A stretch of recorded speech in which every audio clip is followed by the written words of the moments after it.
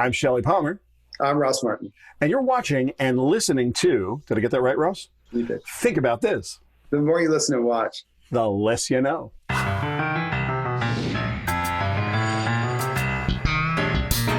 look, like we kind of have a few different choices this week. Pause and don't do this podcast right now.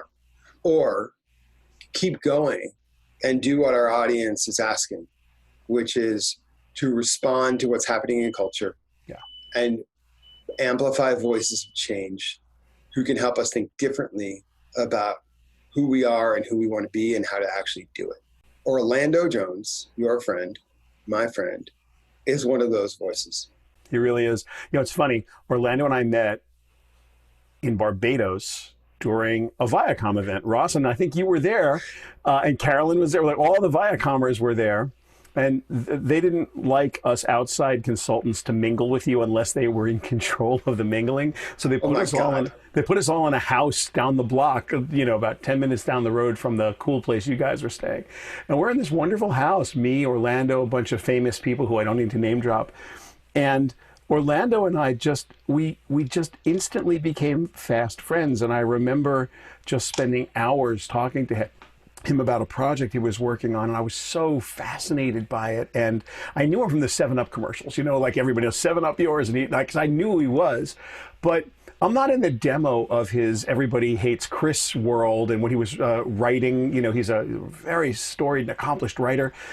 I knew his work, I knew who he was, but I didn't really know him. And we just became, it was the weirdest thing. You got this like old white guy and this young black guy, like just palling around. And everybody kept giving us funny looks, like, because we were the most oddest of odd couples. And we have been. Well, because you guys walk around looking like a sitcom together. I mean, he's literally like, he's one of the coolest people I know. Yeah. And you're one of the uncoolest people I know. That's exactly right. And by the way, he is famous, like famous in the way that like paparazzi stop on the street and take pictures of him. Of course. So I'm not used to that, right? So you're walking down the street and they're like, anybody with a smartphone camera, with a smartphone is going, can I get a selfie? Can I get and paparazzi. Can I correct you for a second? Orlando's daily life is like your 4 days at CES. Like every day is a CES for Orlando Jones, right. because of what he has done, not just in his career, but his connection to fans. Yeah. Like he has the ultimate connection to fans, not just fans of Orlando Jones and the shows that he has made or been in, but also like the entire Comic-Con universe. The fandom thing. He's so all over that. Look, he's sitting in the waiting room. Let's bring him out and talk to him. Let's get him in here.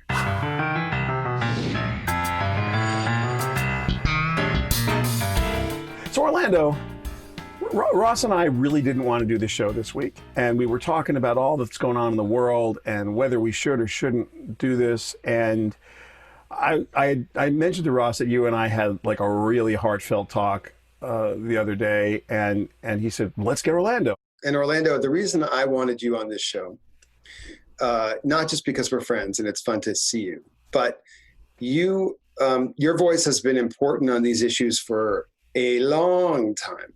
This is not new to you. This is not a different conversation for you. This is what you've been saying for a very, very, very long time. And you've been unafraid to say it.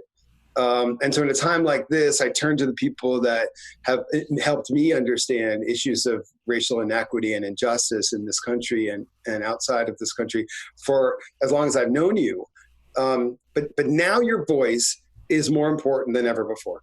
And we should just take this platform and turn it over to you and listen. And let you amplify that voice as best we can help you do it. Look, I think the most important thing right now, really, it doesn't really matter who you are or where you came from or any of that. I think it's critically important for us not to outsource our integrity. It's not somebody else's job to stand up for you. This isn't something you can hire someone else to do. It's something that you have to actually actively engage in yourself. So that means that you have to kind of weed some people out, in truth. And that's a messy process. And it's messy on all sides for all of us.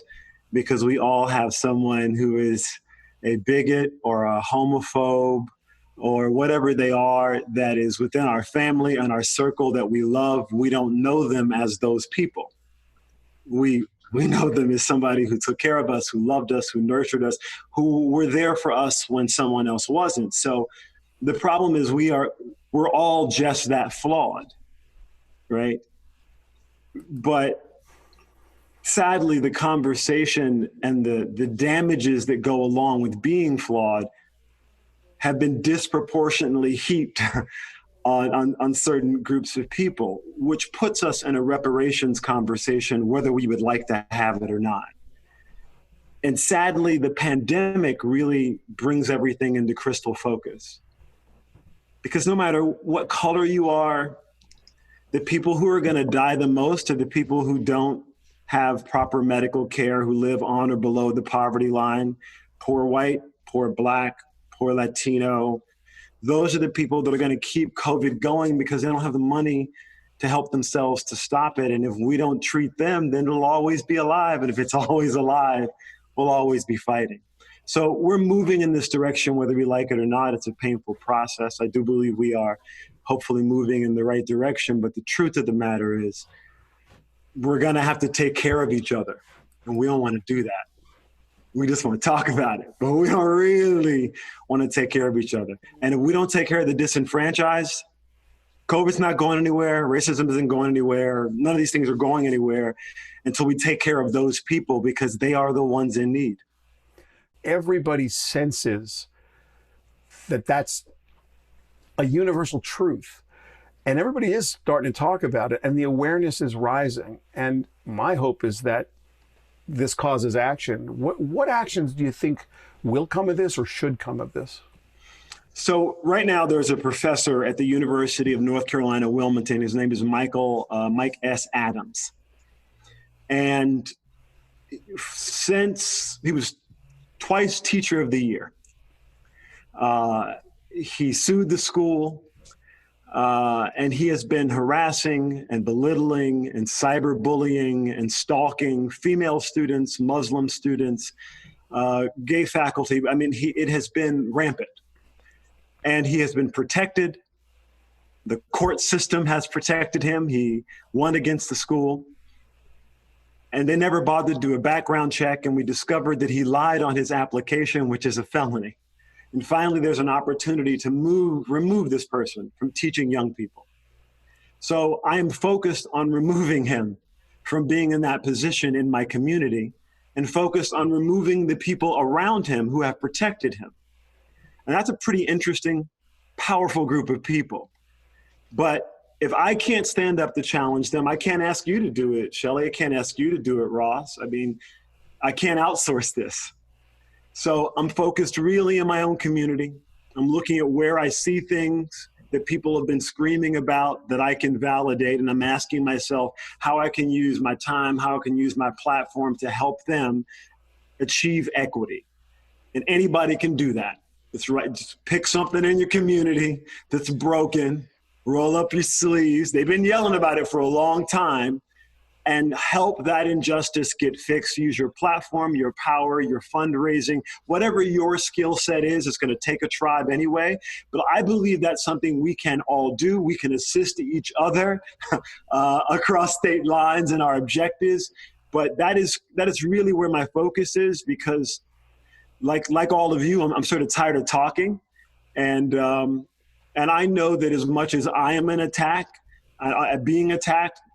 Non-racist white people are also under attack because neo-Confederates see non-racists as a problem. So at the end of the day, we are a problem. You are a problem. So, they want to keep you out of positions of power, just like they want to keep me out of positions of power. There is such a collective amongst us.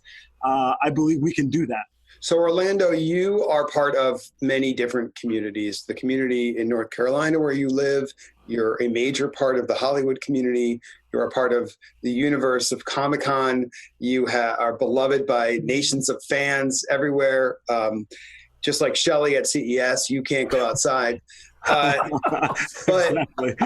yeah, just like me. Shelly at CES is worse. maybe. Ridiculous. But the point I'm making here is that within each of these communities, there are lots of different work streams that you're involved in. Where yes, you're talking, but you're also doing. And what you have done very successfully, I think, is you've been raising these issues for a long time, and you've been encouraging, albeit you seem frustrated over the last few years, the partnership between white America and Black America. And we have two different Americas here. And by the way, like, nobody really seems to know how they're going to work together. So when you look at the Hollywood community, which you have been so vocal about, and I've been so on board with the things that you have said from your experiences, how's that community responding? Like, what the hell are they doing? Because there's so many people like you. By the way, your friends and colleagues who you've been in movies and TV shows with for 2 decades are just nothing. Where are they? Look, they're scared. I've had a lot of friends call not knowing what to say or how to say it and not feeling qualified to say it. You know, I'm just an actor. I'm a writer. I can't really fathom those things. It's outside of my depth. So I think there's a lot of discomfort going on. And frankly, I don't blame them. I think, we all get to choose our own path, and we all get to choose how we want to engage. I don't think that everyone's going to lead, and I don't expect everyone to lead. I expect most to follow. But I think those of us who can lead have a greater responsibility suddenly, right? Because, I consider myself to be truly guilty of this, right? My apathy is apparent. In the sense that being vocal online is not doing something. Okay, They're very different, right? That's fair. So when I look at the Shaka Singors of the world, the Topeka K. Sams of the world, the Bo Willimans of the world, they have been very, very much engaged in a very different way. And I think I have to commend them in that I haven't been engaged in that way. I appreciate that. I do know what you mean, and I appreciate that very much. Many of, if not most, of the listeners to our show, think about this, are CEOs, CMOs, C-suite leaders of businesses that are some of the biggest and most influential in the world. And privately, Shelly and I hear from them on a daily basis. They are listening and watching this. And so... Well, that's an interesting audience to speak to. But that's why we want you here, because here's the thing. Many of them, in not knowing what to do, have decided, I'm going to give $5 million. And the next one's going, I'm giving 25. And the next one's going, I'm giving 100. But if you start to actually lift the hood and do the work of looking in the way you just talked about at UNC, you see these kinds of systemic issues that people have just not seen. Here's where I take off my actor hat, I take off my activist hat, I put on my dad hat, and I start looking at what technology is able to do for the future. And this is what I fervently believe. In 2016, I got really involved in trying to launch a thing called Change Agent. And the idea was really simple. Why is there not an artificial intelligence for social impact? And for me, the really simple question I asked myself was, I was involved with 10 organizations in Wilmington, North Carolina, that had been active in the community, helping people who were formerly incarcerated, helping young women, helping at-risk youth, and they were all struggling to fundraise, and none of them spoke to each other. And you consistently met others who wanted to get involved and didn't know how. And it is simply too easy to collect all those organizations online in one platform. It is simply too easy to have a real-time listening AI that listens within your area code, where you can literally hashtag, get pulled off, and get help. Change Agent can easily empower those communities to help people who get out of prison and can't find somewhere to eat, somewhere to sleep, and a job. But there's 10 organizations that have been doing that for 15 years, and there's no blueprint between how to find them. It is easy to build that platform. It is easy to put together that network. It is easy to take a movie like The Blind Side or Just Mercy and say, were you just touched and inspired? Okay, I'm going to plug you into the network. You can give, you can volunteer, you can help in your own community. The tech is available to that. Invest in that. Let us build that with your partners, with my partners, with Shelly partners, with the people we know we can do that. But most importantly, because you engage people like Topeka K. Sam, Brian Stevenson, Shaka Senghor, they were all formerly incarcerated. They've been fighting the battle for 25 years. You have just legitimized them.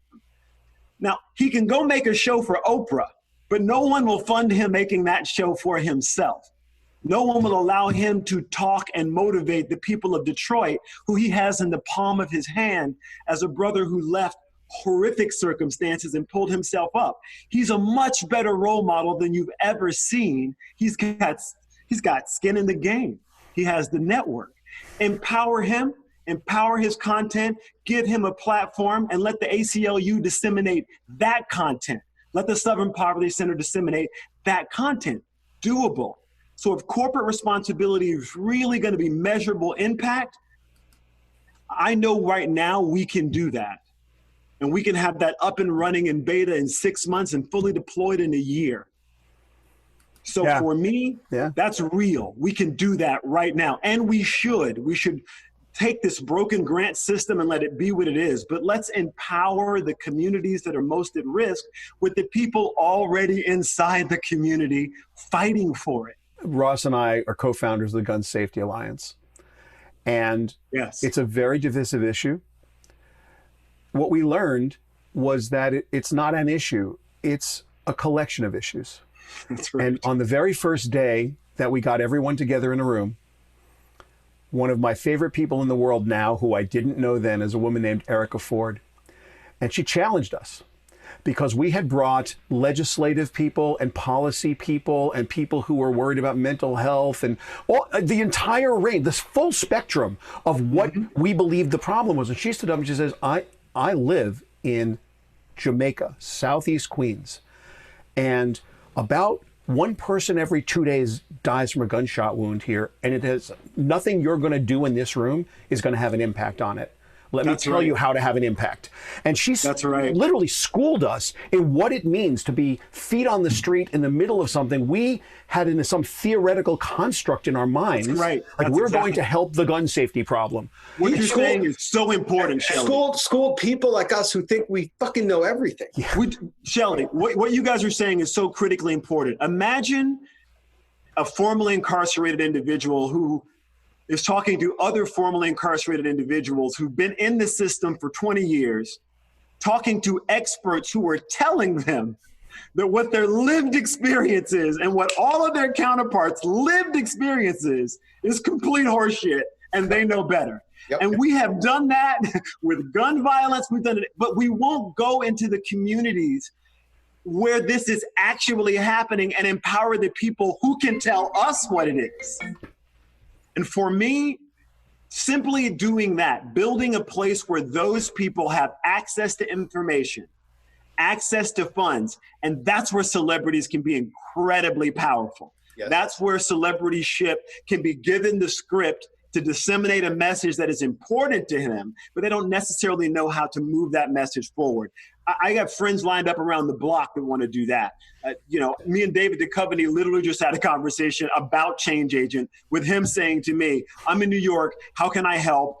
My son wants to get involved, let's do this. So I know that desire is there, but what made him comfortable to say that was a blueprint and knowing that it wasn't him talking, it wasn't even me talking.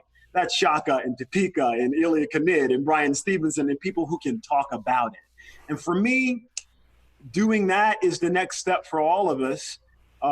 Finding a guy like Mike Adams with a listening AI on universities is a lickety split. His tweets are so problematic. They're so clearly crazy. He's entitled to the freedom of speech, but no one paid attention to the bullying or harassment that went along with it. So for me, it was just engaging in that, a simple background check. He lied on his resume. He's committed a felony. he's all but out of here at this point. This is just about going down the system. So again, it was easy for me to do that, but UNC Wilmington couldn't figure that out for 19 years. What I think is so powerful about that experience that you've just had with that professor and that school is if you gave us the choice right now and said, look, here's $5 million that I'm going to donate to, I don't know, but make me feel better about myself, versus I'm going to go get this one man who generation after generation is teaching young people hate.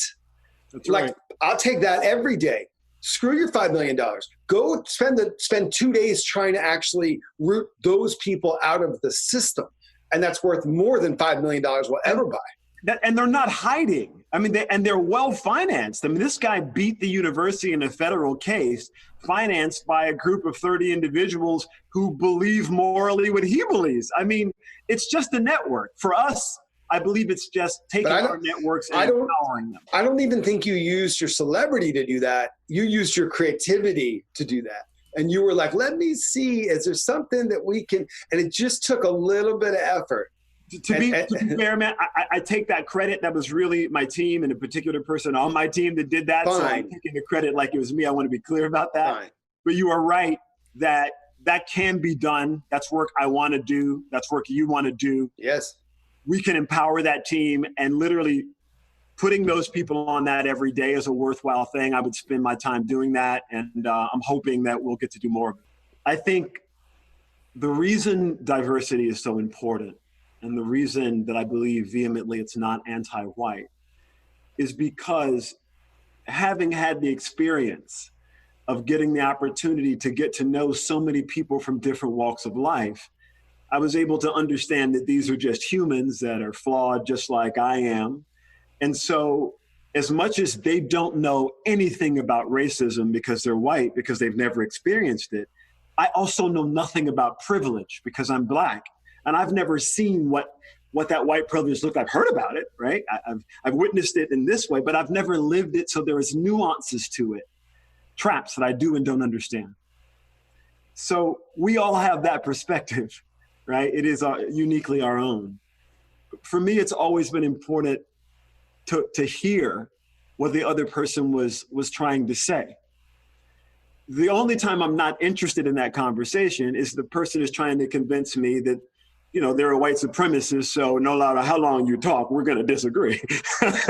That's sort of a patently, we don't need to talk about this conversation. But in pretty much anything else, I think it's important to keep your ears open and not expect someone to give you the right answer or to feel like you need to attack their answers. It's more that they're talking from their experience and they're being earnest in doing so. And you share your experience, and hopefully you guys can understand and bring to the table different sides. But look, these issues are charged, right? And I'm able to have that conversation, frankly, because I'm privileged, because I've been very privileged, lived a privileged life. So I have a comfort in being able to have that conversation. Somebody who's trying to struggle to figure out how to live ain't trying to be patient through that conversation, right? So it is my privilege, I believe, that got me to this place. It is my multicultural experience. It is the fact that I've been helped throughout my life by people who are all different races, creeds, and colors. I have a tribe that looks like the world. So it's easy for me to have that conversation with you or anybody. It was easy for me in South Carolina, but I think it was also easy for me because I moved a lot when I was a kid. I was always the new kid. And when you're the new kid, not everybody talks to you. So sometimes it was the kids from the smoking section. Sometimes it was the rock and rollers. Sometimes it was the athletes. I just hung where I hung, right? So for me, that's been my life. It's been a blessed life because of that. I believe that experience is why. I have friends I know get emotional. They're not wrong for doing so. They've had a different kind of experience. I appreciate that passion. I put that passion into my work. And mostly, I try and avoid calling out things that don't matter, right? The most difficult thing I've had to do in recent years was to do the thing I ended up doing with American Gods and Fremantle and all that. Because I'm like, I've encountered racism so many times in my life.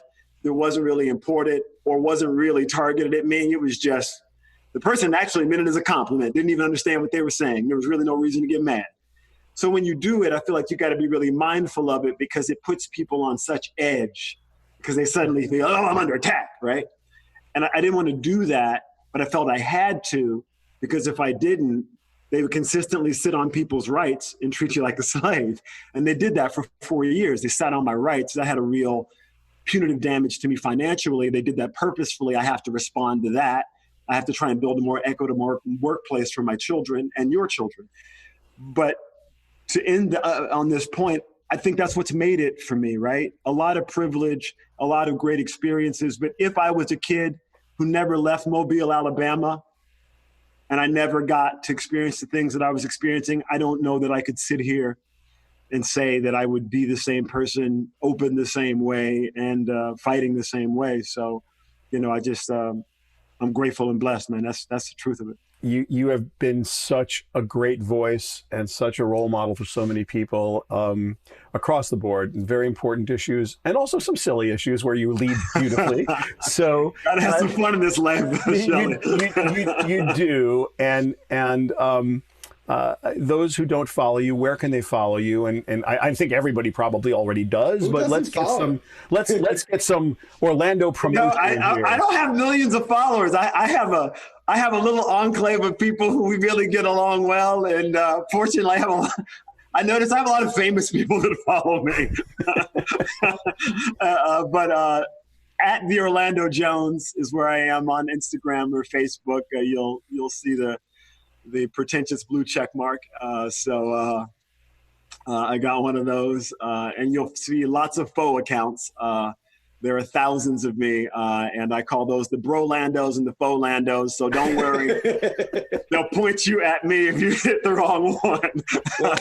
So what we will do with our platform here, because it does reach a lot of people who have power and influence, is continue to share the story of what you are doing and what others are doing. And anytime you want to come back on and make sure that those people hear and know and learn and act, then you're on. Just say it and you're back on. Let's just do that. Man.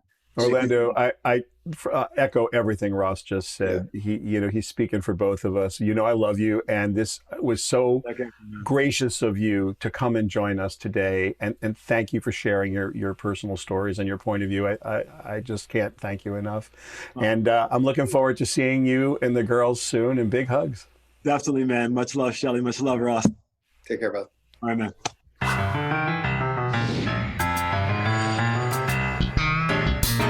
Here's the thing that people constantly do with and Orlando Jones. There's only one, but there are many others who have been screaming from the mountaintops about these issues for a very long time, who've been personally affected by it, professionally affected by it, like Orlando. But now what people didn't know is what he's doing. He's not just saying, he's doing, and he is dismantling historic and systemic racism. I think what is incredible about Orlando, and the reason that we needed him on the show this week, is because though he has been a very powerful voice on issues of racial injustice and inequity, and because he's experienced it so blatantly himself, but now, not only is he using his voice to make these issues heard, as he has done for a very long time, but he is, in a very specific way, helping to dismantle historical and systemic racism. Yeah. And he's doing it in an area that I think nobody knew he was doing it in education. And he's having an impact. That's different than donating $5 million or $500 million, though I hope people continue to do that too. But what our friend Orlando is doing is changing the system from within. Yes.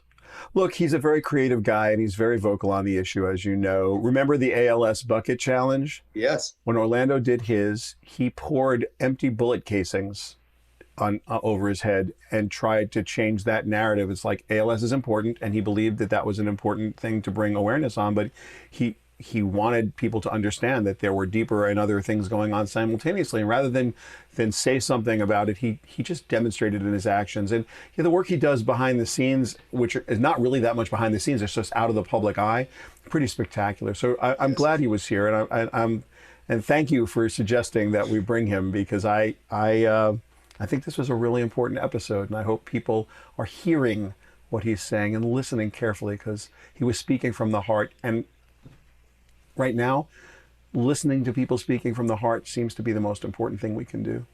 I would like to encourage the business leaders who listen to and watch Think About This to continue to use us, to continue to find the courage to listen, learn, and act in your own organizations, and to be proud and loud about it. And more importantly, the next generation of leaders who are watching them to rise up and show the rest of us how it's done, because you're needed now more than ever. Think about that. You've been listening to Think About This with Shelly Palmer and Ross Martin.